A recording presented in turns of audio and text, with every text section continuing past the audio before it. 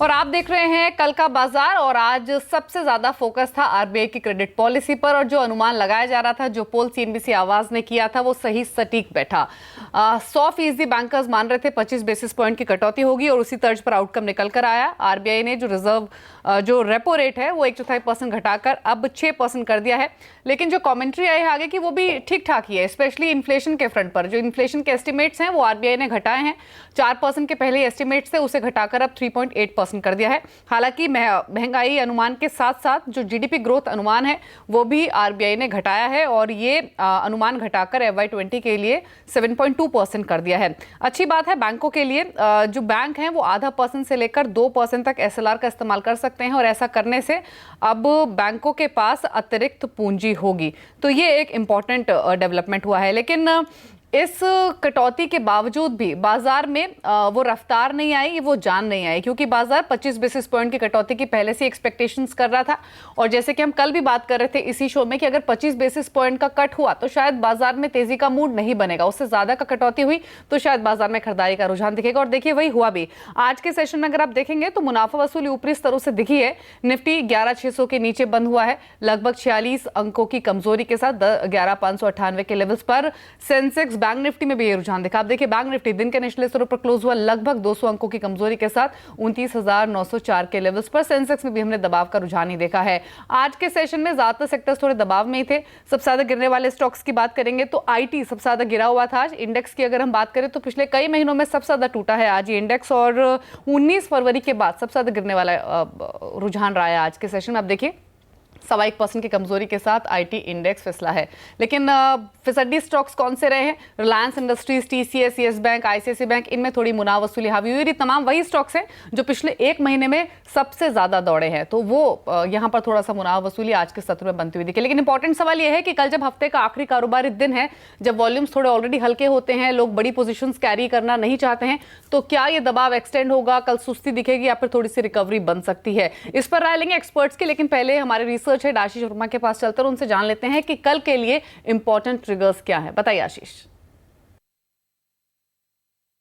देखिए इंपॉर्टेंट रहेगा कल का सेशन, और सबसे इंपॉर्टेंट तो कल शुक्रवार है, तो एक लंबा ग्राइंडिंग हफ्ता फाइनली खत्म होने आ रहा है, और क्या जबरदस्त एक्शन देखने को मिला आज की पॉलिसी और साथ में एक्सपायरी के बाद। सबसे पहले तो सबकी नजरें रहेंगी क्या बाजार में कुछ मोमेंटम लौटता है, क्या कुछ रिकवरी देखने को मिलती है। साथ साथ टेक महिंद्रा को अपने रडार पर रखें। जो बायबैक खुला हुआ था वो कल उसकी लास्ट डेट है, कल समाप्ति होगी। 950 रुपए पर वो टेंडर रूट के जरिए बायबैक किया जा रहा है। तो अगर रिकॉर्ड डेट में आपके पास शेयर था तो जरूर टेंडर करें, क्योंकि ये स्टॉक इस समय भी 800 के कहीं नीचे कामकाज कर रहा है, तो अट्रैक्टिव हो सकता है इस कंपनी के लिहाज से बायबैक। बोर्ड बैठक है बलरामपुर चीनी की, बायबैक पे इस कंपनी का बोर्ड विचार करेगा।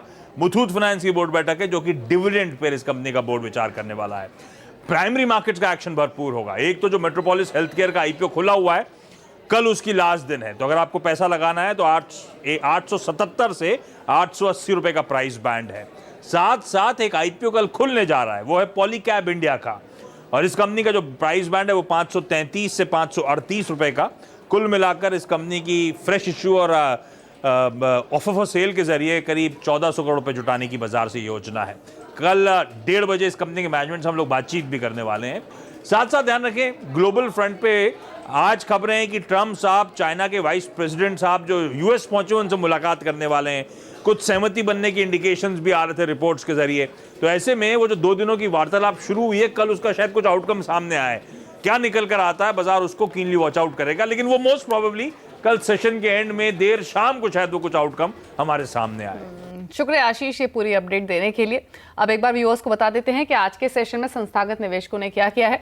एफआईएस की ओर से बिकवाली हुई है। क्वांटम बहुत ज्यादा नहीं रहा है, लेकिन 226 करोड़ के आसपास की बिकवाली एफआईएस ने कैश मार्केट में की है। डीआईज ने उसके उलट आज के दबाव को इस्तेमाल किया है खरीदारी के लिए। 1206 करोड़ की खरीदारी डीआईज की ओर से कैश में हुई है। अब एक्सपर्ट को शामिल करते हैं। हमारे साथ कावी ब्रोकिंग के रवि सिंह मौजूद भी हैं। रवि, आमतौर पे जब बाजार लगातार चलता है और ऐसे 1-2 दिन गिरावट दिखती है तो एक्सपर्ट्स इसको हेल्दी गिरावट के तौर पर देखते हैं, लेकिन अब ये बताइए कि अब जो बाजार का फोकस होगा वो नतीजों पर रहेगा, इलेक्शन की गतिविधियों पर रहेगा? ये 2 दिन के दबाव के बाद अभी आउटलुक क्या है? ये थोड़ा और बढ़ सकता है, थोड़ी मुनाफा वसूली और आ सकती है, या फिर कोई और व्यू है आपका?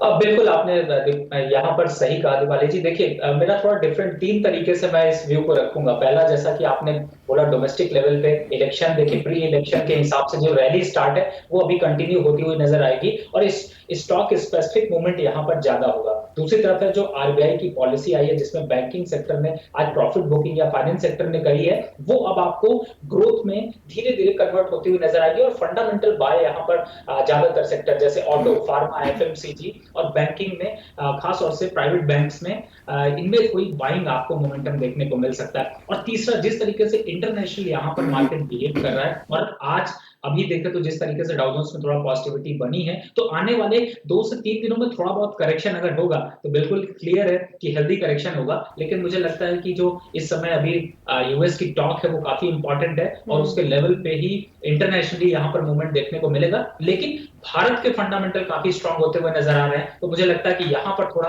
करेक्शन के बाद अपट्रेंड फिर से देखने को मिल सकता है। स्टॉक स्पेसिफिक रहे आपने कहा, तो आपसे स्टॉक्स पर ये राय लेते हैं। बैंक्स और ऑटो का आपने जिक्र किया, पहले बैंक का जिक्र कर लेते हैं। और इनफैक्ट एक अच्छी बात तो व्यूअर्स के लिए भी है क्योंकि क्रेडिट पॉलिसी जैसी है उसके तुरंत बाद जो देश का सबसे बड़ा सरकारी बैंक है एसबीआई, उसने तो ऐलान भी कर दिया कि 1 मई से 1 लाख से ज्यादा के जो कर्ज हैं वो सस्ते हो जाएंगे। लेकिन वहीं 1 मई से एसबीआई की डिपॉजिट दरें भी घट जाएंगी। एसबीआई के एमडी अरिजीत बसु ने हमसे खास बातचीत की जिसमें उन्होंने बताया कि दरों को एक्सटर्नल बेंचमार्क से जोड़ने की वजह से ग्राहकों को अपने आप दरें घटने का फायदा मिलेगा। सुनिए उन्होंने क्या किया, उसके बाद व्यू लेंगे एसबीआई पर। State Bank of India has already taken a decision to link a large part of our loan portfolio to the external benchmark, and effective 1st May, all the cash credit and overdraft loans above 1 lakh rupees and the savings bank deposit rates also above 1 lakh rupees are going to change as per the decision taken earlier. Ravi, private banks तो सबको अच्छे लग रहे हैं लेकिन मुझे सरकारी bank पर आपका व्यू चाहिए। एसबीआई को हटा दें तो अभी भी ऐसे सरकारी बैंक हैं जो अपने हाई से 10%, 15%, 20%, 40% तक भी नीचे ट्रेड कर रहे हैं, जहां पर वैल्यू नजर आ रही है। सरकारी बैंकों में कोई स्टॉक लग रहा है जो अभी खरीदना चाहिए छोटी अवधि के लिए? बिल्कुल, देखिए इस समय अगर पीएसयू बैंक में जाएं तो काफी हद तक एसबीआई देखिए अट्रैक्टिव है, इसमें कोई डाउट नहीं है। 350 तक के लेवल आपको बहुत जल्द देखने को मिल सकते हैं, 321 के पास है। और जिस तरीके से एसएलआर की छूट मिली है बैंकों को, उसका काफी फायदा देखने को मिलेगा। और आपको पीएनबी, सिंडिकेट और यूनियन बैंक, ये एक मोमेंटम यहां पर आप जनरेट करते हुए नजर आ सकते हैं। और दूसरी तरफ है बैंक ऑफ इंडिया, मुझे लगता है कि इनमें काफी पॉजिटिव मोमेंटम यहां पर देखने को मिलेगा। तो फिलहाल पीएसयू में अगर बिड करना है तो आप इन स्टॉक्स में जरूर बिड कर सकते हैं। ठीक है, तो कुछ सरकारी बैंक है जो अच्छे लग रहे हैं। अच्छा, ऑटो में क्या खरीदना है? पिटे हुए स्टॉक्स हैं और पिछले 1 हफ्ते से तो मारुति जैसे स्टॉक्स अच्छा मोमेंटम दिखा रहे हैं। फोर्स मोटर्स इनफैक्ट आज अच्छा दौड़ गया। ऑटो में भी कौन सा खरीदने लायक लग रहा है इस भाव पर? देखिए इस भाव पे ऑब्वियसली है कि जिस तरीके से जब इंटरेस्ट रेट की ग्रोथ है, इंटरेस्ट रेट को लेकर के अदर सेक्टर परफॉर्म करेंगे, ऑटो उसमें प्राइमरी रोल अदा करेगा। और मुझे लगता है कि मारुति में अभी रैली और बाकी है और हीरो मोटोकॉर्प, और दूसरी तरफ है जैसे टाटा मोटर की जो रैली अभी देखने को मिली है उसमें रैली और देखने को मिल सकती है। और साथ ही इस काउंटर के अलावा मुझे लगता है कि ऑटो ऑक्सिलरी में भी अच्छा मोमेंटम देखने को मिलेगा। तो 2 स्टॉक ऑटो सेक्टर से अगर आप रखना चाहते हो तो मुझे लगता है कि मारुति और टाटा मोटर, ये स्टॉक्स में अभी दमखम काफी ज्यादा है। लॉन्ग टर्म पे आपको 230 तक के लेवल टाटा मोटर पे देखने को मिल सकते हैं। मारुति यहां से अभी कम से कम 5 से 8% तो इमीडिएट रैली आपको देखने को मिल सकती है। लेकिन 2 ऑटो एक्सिलरी में जब गाड़ी चलानी है तो टायर का भी इस्तेमाल करना है, तो मुझे लगता है अपोलो टायर और एक्साइड, ये 2 ऐसे स्टॉक्स और हैं जिनमें की मोमेंटम अच्छा देखने को मिल सकता है। टाटा मोटर्स तो इनफैक्ट लगातार चौथा दिन था जब इसने तेजी लगाई। जो खबर आई, जेलर ने जो प्रेजेंटेशन दिया कि Q4 के नतीजे उनके बेहतर रहेंगे, चाइना से डिमांड सुधरेगी, तब से जो तेजी बनी है वो अब लगातार कंटिन्यू होती दिख रही है। और मारुति से जुड़ी हुई 2 अपडेट इनफैक्ट आपको बता देते। पहला तो ये, जैसे कि हमने पहले भी जिक्र किया है कि गाड़ियां बिक नहीं रही हैं, कंपनियां अपना प्रोडक्शन में कटौती कर रही हैं। तो मार्च के दौरान मारुति ने 20% के आसपास की प्रोडक्शन कटौती की है। लेकिन एक फैक्ट ये भी है कि कंपनी इकलौती 4 व्हीलर कंपनी है जिसके पास कैश बहुत है, 30,000 करोड़ का कैश है। और कंपनी अपना डीलर नेटवर्क काफी तेजी से बढ़ा रही है। डीलर्स को अपने बोल रही है कि आप खोलिए शोरूम्स, हम उसको पैसा देंगे, सिर्फ ऑपरेशनल एक्सपेंसेस आपको बेयर करने हैं। स्टॉक पिछले इस पूरे हफ्ते चला है, 7,000 के ऊपर कारोबार कर रहा है। जेट एयरवेज पर फोकस करते हैं इनफैक्ट, और जेट एयरवेज को लेकर आज भी एक अहम बैठक चली, जिसमें यह था कि फंडिंग को लेकर कुछ आउटकम निकल कर आएगा। स्टॉक आज मोमेंटम में था, भी 3-3.5% चल गया, लेकिन अभी भी 1/3 फ्लीट ऐसी है जेट एयरवेज की जो कि ग्राउंडेड है। एविएशन सचिव का आज एक बयान भी आया है कि फिलहाल 26 विमान ऐसे हैं जो कि उड़ रहे हैं जेट के, 75 विमान अप्रैल एंड तक उड़ना शुरू कर देंगे। लेकिन जेट एयरवेज की खस्ता हालत का अगर फायदा किसी को मिल रहा है तो वो इंडिगो को मिल रहा है, स्पाइस जेट को मिल रहा है, और जो अनयूज्ड स्लॉट्स है जेट एयरवेज के उसको भी इस्तेमाल करने के लिए बाकी एविएशन कंपनियों को डीजीसीए ने कहा है, और 4 से 5 स्लॉट ले सकता है इंडिगो। इसका मतलब ये हुआ कि जिन भी रूट्स पर उड़ाने उड़ता था जेट एयरवेज, वहां पर अब इंडिगो या फिर स्पाइस जेट की उड़ाने ज्यादा उड़ेंगे। और आपको बता दिए 5-6 रूट जो है वो सबसे बिजी रूट्स है, बेंगलुरु, दिल्ली, बॉम्बे, तो उसका एडवांटेज मिलेगा। इसलिए व्यू दोनों पर ले लेते हैं। एक तो इंडिगो जो अपने 52 हफ्तों के ऊपरी स्तरों से अभी भी 100 रुपए नीचे है, अच्छा चला है स्टॉक, और दूसरी तरफ जेट एयरवेज जो अभी भी खबरों में है। दोनों पर बताइए क्या करना है उन इन्वेस्टर्स को जिनके पास अभी भी पोर्टफोलियो में और जो लेने की इच्छा रखते हैं। देखिए, अगर मोमेंटम प्ले करना है और जो आगे के जो फंडामेंटल डेवलपमेंट है उनको देखना है, तो जो एयरलाइन चल रही है उसमें फायदा उठाना चाहिए, और इंडिगो को यहां पर जरूर प्लस करना चाहिए। अपसाइड में 1620 तक के लेवल आपको देखने को मिल सकते हैं, क्योंकि आगे जो है वो अब गर्मियों की छुट्टियां स्टार्ट हो रही है, स्कूल कॉलेजेस बंद हो रहे हैं, तो उसकी वजह से इनमें बहुत ज्यादा प्रेशर देखने को मिल रहा है। तो काफी अच्छी बिक्री और काफी अच्छा मार्जिन भी यहां पर देखने को मिलेगा। तो फंडामेंटली ये जो आगे के 2-3 महीने हैं ये काफी अच्छे हो सकते हैं इंडिगो के लिए। दूसरी तरफ है 260 रुपए का जेट एयरवेज अभी भी बहुत ज्यादा कुछ सॉल्व होता हुआ नजर नहीं आया। मुझे लगता है अगर आपके पास स्टॉक पुराना बाय है तो एक बार को निकलना चाहिए। बेटर है, आपके पास ऑप्शन है, आपके पास इंडिगो है, स्पाइस जेट में भी थोड़ी बहुत कमियां जरूर देखने को मिली है, लेकिन चलती हुई एयरलाइंस है, मुझे लगता है उसमें बिड करने में ज्यादा फायदा है। अच्छा, एक क्विक व्यू आपका आईटी पर भी चाहिए। आईटी स्टॉक्स काफी लुढ़के, आज दिग्गजों में भी गिरावट दिखी, और कमजोर तिमाही नतीजों का डर है इन स्टॉक्स पर जो हावी हुआ है, और ये पूरा इंडेक्स भी और ज्यादातर स्टॉक्स भी चले भी काफी हैं पिछले 1 साल में। कोई स्टॉक जो ऑन डिप्स आप खरीदेंगे आईटी में? देखिए, वैसे तो फंडामेंटली अगर लॉन्ग टर्म के हिसाब से आपको 1 से 1.5 साल का व्यू rखना है तो कई स्टॉक्स आपको अच्छे दिख सकते हैं, लेकिन दीपाली जी आपने एकदम सही कहा, इस समय सबसे बड़ा फैक्टर जो डर है वो रुपी का है। रुपी अब आपको 70 के ऊपर जाता हुआ नजर नहीं आएगा, और जो भी कैश इनके हैंड है खास तौर से रुपी को लेकर के जिनका बाहर का एक्सपोर्ट का है, तो वहां पर थोड़ा सा इंपैक्ट पड़ सकता है, क्योंकि आने वाले 2 से 3 महीनों में रुपया और स्ट्रांग होगा, यानी कि कम से कम 7 से 10%। तो वो फर्क भी बुक वैल्यू पे यहां पर देखने को मिलेगा। लेकिन अगर आप बाय के पॉइंट ऑफ व्यू से देखिए तो मुझे लगता है थोड़ा सा और डिप अगर आता है तो एचसीएल बाय करने के लिए काफी अच्छा है। एचसीएल टेक अच्छा है, गिरावट पर खरीदे, ये सजेशन है। लेकिन कल आपको ट्रेड निफ्टी पर कैसे लेना है, इस पर हमने हर रोज की तरह 3 एक्सपर्ट से बातचीत की। पहले निशान जैन का व्यू लिया ट्रेड स्विफ्ट ब्रोकिंग से, उनकी सलाह खरीदारी की है। 11,560 के माफ कीजिए स्टॉप लॉस के साथ आप खरीदिए।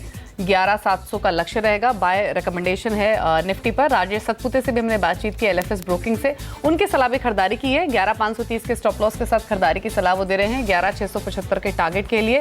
अल्पेश फुरिया पेनोरमा टेक्निकल्स, उनका व्यू भी खरीदारी का ही है, उनके लक्ष्य भी बड़े हैं, स्टॉप लॉस भी बड़ा है। 11,490 का स्टॉप लॉस सुझा रहे हैं और लक्ष्य उनकी ओर से 11,800 का रहेगा। तो ये कॉल्स है निफ्टी पर। लेकिन स्टॉक्स कौन से हैं जहां पर ट्रेड करके आप पैसा बना सकते हैं? टेक्निकल पिक हमने ली मनोज सचदेवा से, हेम सिक्योरिटी से। उन्होंने चुना है टाटा ग्लोबल बीवरेजेस को, कैश का स्टॉक है, 208 के स्टॉप लॉस के साथ खरीदिए 226 के टारगेट के लिए। वायदा बाजार से जुड़ा हुआ स्टॉक दिया है सुमीत बगड़िया ने, चॉइस ब्रोकिंग सर। इन्होंने पिक किया है एचडीएफसी लिमिटेड को और 1995 के स्टॉप लॉस के साथ खरीदिए। 2100-2120 का आपको टारगेट रखना होगा। लेकिन निवेश के हिसाब से कौन सा स्टॉक आप चुन सकते हैं ये जानते हैं वैल्यू पिक में।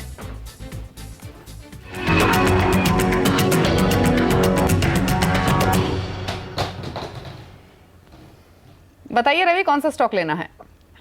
बिल्कुल, आज मैं जो वैल्यू पिक में स्टॉक लेके आया हूं वो फाइनेंशियल सेक्टर का ही स्टॉक है। हालांकि मिड कैप का ये स्टॉक है, लगभग 4,625 करोड़ का इसका मार्केट कैप है। ओवरऑल देखें तो यहाँ पर इक्विटास इस स्टॉक का नाम है। 2007 में ये कंपनी इनकॉर्पोरेट हुई थी और लास्ट 2018 के क्वार्टर से अगर कंपैरिजन करें तो लगभग 5.2 करोड़ का इनका प्रॉफिट था, जो कि प्रॉफिट जो है वो 50% बढ़ा था। और साथ ही अगर इनका यहाँ पर ओवरऑल सेगमेंट देखें तो काफी इस समय जिस तरीके से फाइनेंशियल सेक्टर में ग्रोथ है तो मुझे लगता है कि इसमें काफी अच्छा मुनाफा हो सकता है। दूसरी तरफ एबिटा इनका काफी अच्छा है, 4.36 करोड़ के का करीब एबिटा है। ओवरऑल देखें तो 63% की ग्रोथ एबिटा में भी देखने को मिली। तो मुझे लगता है कि इस कंपनी में अच्छा खासा दमखम है और 25 25% तक का एक अपवर्ड मूवमेंट यहाँ पर देखने को मिल सकता है। तो इक्विटास खरीदने की सलाह है, 25% तक के रिटर्न कम से कम आ सकते हैं। 170 के टारगेट है, 135 मौजूदा भाव है।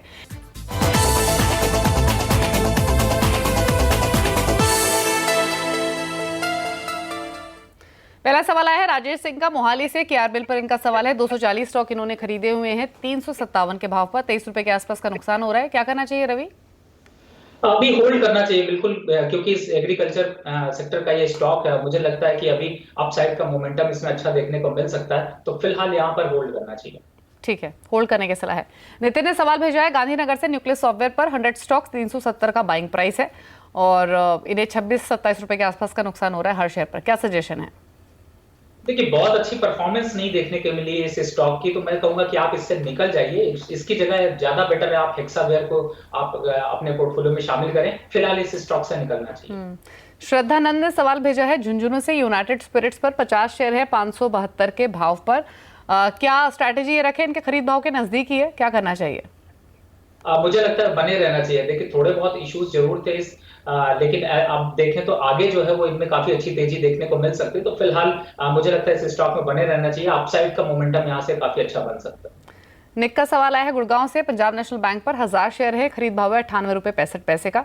पंजाब नेशनल बैंक क्या करना चाहिए, आपकी सलाह क्या है? देखिए, होल्ड करना चाहिए, क्योंकि अभी तो बैंकिंग सेक्टर का बूम चालू हुआ है और खास तौर से जब अभी देखें तो 5 बैंकों को 21,428 करोड़ रुपए करीब दिए गए थे रिकैपिटलाइजेशन के लिए, तो मुझे लगता है कि काफी हद तक पीएनबी में अपट्रेंड देखने को मिल सकता है। होल्ड करना चाहिए।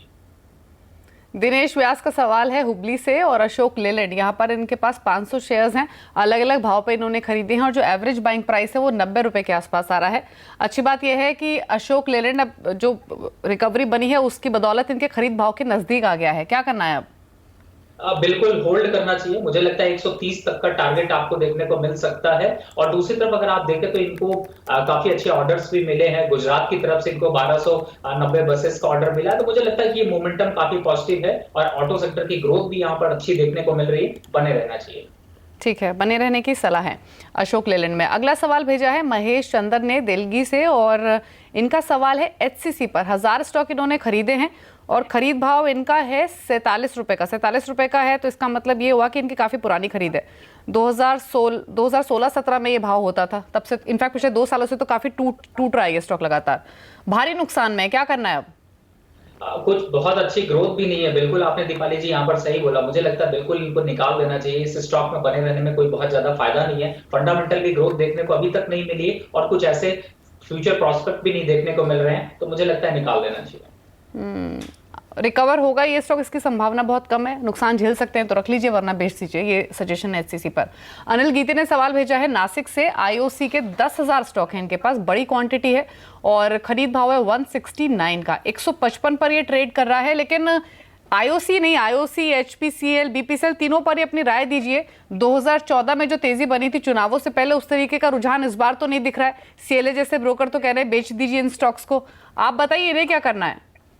देखिए, वैसे तो आपने सही कहा, क्योंकि एचपीसीएल, बीपीसीएल या आईओसी में इनमें बहुत अपट्रेंड बहुत बड़ा नहीं देखने को मिलेगा, यानी कि उनके हाई प्राइसेस नहीं देखने को मिलेंगे। लेकिन मैं समझता हूं 3 से 5% और अपसाइड में मैक्सिमम 10% तक का ग्रोथ तो जरूर देखने को मिल सकता है। उसका एक बहुत बड़ा रीजन है कि क्रूड ऑयल की प्राइसेस जिस तरीके से वोलेटाइल है, और दूसरी तरफ है कि आईओसी की पर्टिकुलर यहां पर बात देखें तो गैसोलीन के जो प्राइसेस हैं वो 10 साल जो यूजर्स हैं वो भारत में 10 साल में सबसे ज्यादा हैं। तो मुझे लगता है कि इसका फायदा आगे ऑयल मार्केटिंग कंपनीज को जरूर मिलेगा, लेकिन बहुत लंबा ट्रेंड नहीं मिलेगा। तो मुझे लगता है कि 195 तक के लेवल देखने को मिल सकते हैं, तो अभी बने रहना चाहिए। ठीक है, होल्ड कर लीजिए फिलहाल, आपका भाव आ जाएगा, फिर उसके ऊपर भी थोड़ा जा सकता है। सुरेंद्र भगत ने सवाल भेजा है एमसीएक्स पर, 100 शेयर इन्होंने खरीदे हुए हैं, खरीद भाव इनका ऊपर का है 1200 के आसपास का, स्टॉक अब 782 पर आ चुका है। काफी ऊपर के भाव पर ले ले इन्होंने एमसीएक्स, अब एवरेज कर ले या फिर इसी क्वांटिटी को रखे, क्या सजेशन है? मुझे लगता है दीपाली जी अभी फिलहाल तो निकल जाना चाहिए, क्योंकि कुछ बहुत ज्यादा एक्सचेंज में इस समय ग्रोथ नहीं देखने को मिल रही है। ज्यादातर कमोडिटीज एक्सचेंज जो है, या दूसरी तरफ देखें तो एनएससी की तरफ ज्यादातर रुझान देखने को मिला है, तो अब कमोडिटीज भी यहाँ पर हो रही, तो उतना बहुत बेनिफिट नहीं देखने को मिलेगा। फंडामेंटली बहुत ज्यादा अट्रैक्टिव नहीं है, फिलहाल निकल जाना चाहिए। कई स्टॉक्स पर हमने चर्चा करी, आप उनमें स्टॉक ले सकते हैं। ठीक है, एग्जिट करने की सलाह है। खरीदारी करनी है, अपने इस नुकसान की भरपाई करनी है तो उन स्टॉक्स में कीजिए जिन पर चर्चा हुई शो के दौरान। तो ये सजेशन है MCX पर। फिलहाल इतने ही सवाल करेंगे शो में शामिल। रवि, आपकी ओर से कोई डिस्क्लोजर? जिन भी स्टॉक्स पे मैंने बात किया है इसमें मेरी पर्सनल कोई पोजीशन नहीं है, लेकिन कंपनी को ऐसे सजेशंस गए हैं। ठीक है, शुक्रिया।